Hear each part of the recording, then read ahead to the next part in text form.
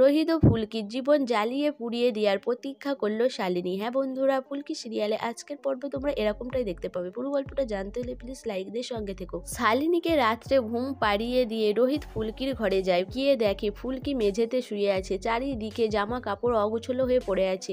এদিকে ফুলকি স্বপ্ন দেখে যে রোহিত তার সাথে এক বিছানায় শুয়ে আছে। এটা স্বপ্ন দেখে সে ঘুমের ভরে স্যারকে ডাকতে থাকে। তখন রোহিত এসে হাজির হয়। রোহিত বলে, ফুলকি এইভাবে মেঝেতে শুয়ে আছো কেন? এরপর ফুলকি বলে যে স্যার, আপনি সত্যি এসেছেন? তখন রোহিত বলে যে হ্যাঁ, আমি আমার ফুলকির কাছে না এসে কি থাকতে পারি? এদিকে শালিনী রোহিতের ঘরের সামনে এসে উঁকি মারে। সে সমস্তটা দেখে রেগে যায়। রেগে যাওয়ার পরে ওখান থেকে সরে যেতে যাবে, তখনই তার হাত লেগে ফুলদানি পড়ে যায়।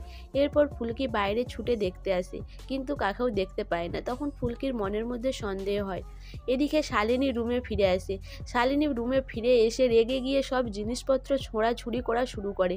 তারপরে সে দেখতে পায় রোহিত আর ফুলকির বিয়ের ছবি। সেগুলো দেখে শালিনী হাতে তুলে নেয়। শালিনী বলে, ফুলকি দাস, তুমি আমাকে এইভাবে হারিয়ে দিতে পারো না। আমি তোমাকে আর রোহিতকে কিন্তু আলাদা করেই ছাড়বো। এই ছবিগুলোর মতো তোমার দিকে জ্বালিয়ে পুড়িয়ে আমি খাক করে দেব। এরপরে বিয়ের ছবিগুলো শালিনী সব পুড়িয়ে দেয়। পুড়িয়ে সেগুলো জলে ফেলে দেয়। বলে, এইভাবেই তোমাদের ভালোবাসা আমি ধুয়ে মুছে সাফ করে দেব। এদিকে সকালবেলায় ঘুম থেকে উঠেই জেঠুমনি দেখে যে পেপারের কাগজে সব কিছু রোহিতের নামে ছাপা হয়েছে।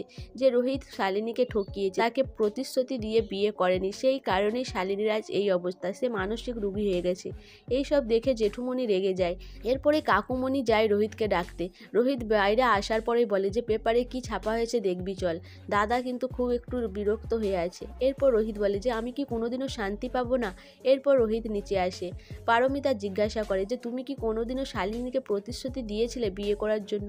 তখন রোহিত সমস্তটা খুলে বলে যে আমি যখন ফুলকিকে ভালোবাসতে পারিনি, তখন আমাকে শালিনী বলেছিল আবার আমাদের জীবনটা শুরু করতে, কিন্তু আমি বলেছিলাম আমাকে সময় দাও। তারপরে ফুলকি ডিভোর্স দেওয়ার সিদ্ধান্ত নেয়। তখন শালিনী ভেবে নেয় যে আমাদের বিয়েটা হতে পারে। তারপরে শালিনী আমাকে যখন ঠকিয়ে ওইভাবে বিয়ে করতে চেয়েছিল, তখনই তো সব কিছু পরিষ্কার হয়ে গেছে। কিন্তু আমি কোনোদিনও শালিনীকে বিয়ে করব এই প্রতিশ্রুতি দিইনি, কিন্তু সেটা হয়তো বাড়ির সবাই বিশ্বাস করে না। এরপর জেঠিমণি রেগে যায়। ফুলকি বলে যে বাড়ির লোক যদি না বিশ্বাস করে স্যারের বলা কথাগুলো, তাহলে স্যার যাবেই কোথায়?